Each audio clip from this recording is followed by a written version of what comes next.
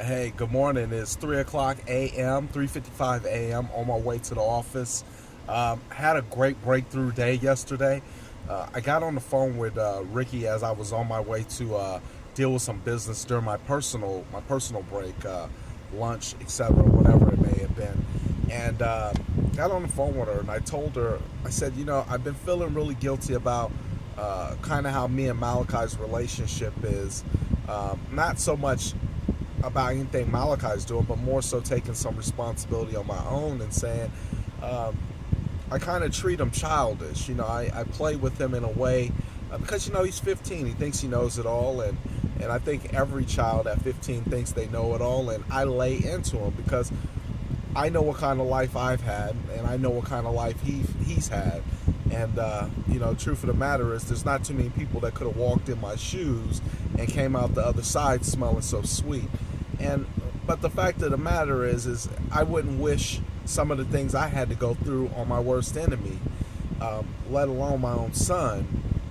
And with that said, I guess the realization I had came to yesterday is I have to let him make his own mistakes. I have to prepare him along the way so that he has the best possible tools to handle whatever may come his way. But the fact is, he has every right to make the same mistakes that everybody probably on the face of this earth made. I don't think anybody did not make the mistakes, think they know it all and, try to guide themselves by their own understanding and guide themselves by their own knowledge and wisdom at the wise old age of 15. However, what I guess I could really share with Malachi is this. If I had a dog at my house, I don't foresee anybody coming to my house to take care of the dog. Now, if I ask somebody to do it, they'll probably do it. I don't foresee anybody coming to my house and coming inside my house and cleaning my house. I don't foresee just anybody coming and cleaning my car. And the reason why I say I don't see anybody doing these things is because the fact of the matter is we take care of our own better than anybody else will, because that's ours.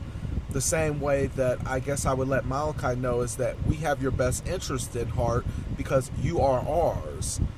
Everybody else may claim to know that they know what's best for you or give you the best advice, but the fact of the matter is nobody's going to take care of you better than us because you are ours. Everybody may have an opinion about how it should be done, but you are ours, so nobody's going to take care of you better than ours. So I talked to her about that briefly, and just really kind of let her know that I need to change my ways, and he expects more out of me, and I have a lot more to give. So, with that said, I really wanted to take a different course in life with Malachi, especially at his age. It's just I'm still on a learning curve. Me and my dad, we didn't do a whole lot of hugs and all that really good stuff. So Malachi's a different kid. He kind of needs those moments, and it's hard because I don't know how to do it. So I'm really learning that process of life, and it's important that I get it down, because ruining a business deal or messing up in a business deal, well, you can always either restructure that deal or you can go get another deal. You can't do that with your kids, so it's really important that you get that right.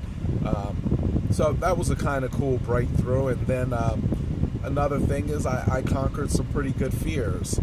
I was listening to Jim Rohn this morning. It was crazy what he said. He says,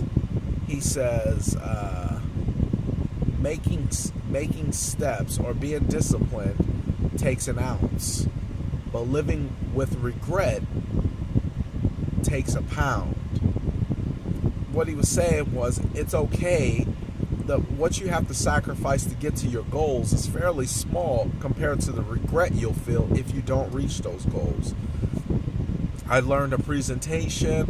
I've learned over the course of the last couple of years what to say to people, how to speak to them, how to adjust my tone, how to make myself in line with them.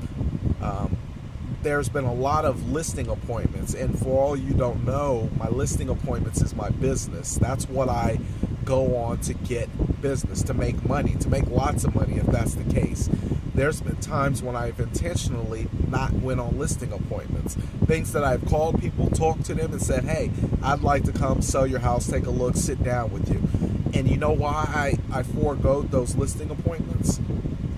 Because I wasn't confident with myself.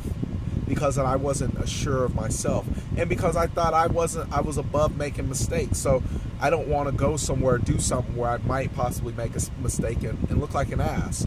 So really my ego was getting in the way of me going full force with the business that I'm running.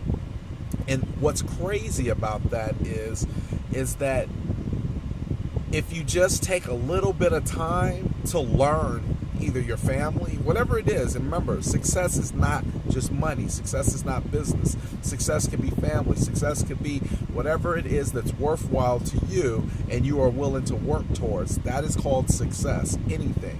The success I'm talking about right now is in my business, and the success I just finished talking about was coming to conclusions with my family.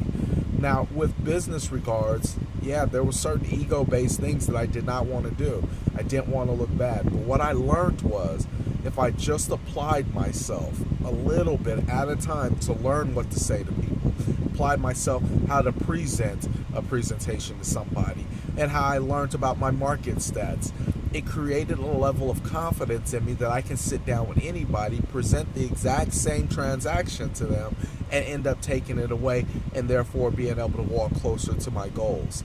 I guess what I'm saying is that if you take a little bit of time, that ounce, you can avoid that pound, which is regret. Because over time, and I've noticed this, over time, you'll have the energy, you'll have the enthusiasm, and what I ended up building up was actually the confidence to go and take on any single listing. And what my clients want to see in the person that they hire is somebody who's confident, somebody who's going to take charge. And that's what I've been able to do. I went back and looked at the tape or my video library or my video diary of when I first started getting up at 3 o'clock in the morning and how I looked versus now how I look. What that tells me is those little steps really did work. Those little steps really do work. But it takes work to take those steps. You got to be willing to fail. You got to be willing to fall down. You got to be willing to be embarrassed. You got to be willing to look stupid sometimes. You got to be willing to hear no.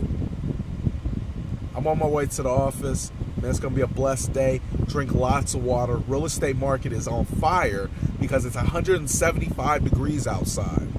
Call me, 602-686-8122. Looking to help anybody in the valley who's looking to sell their home.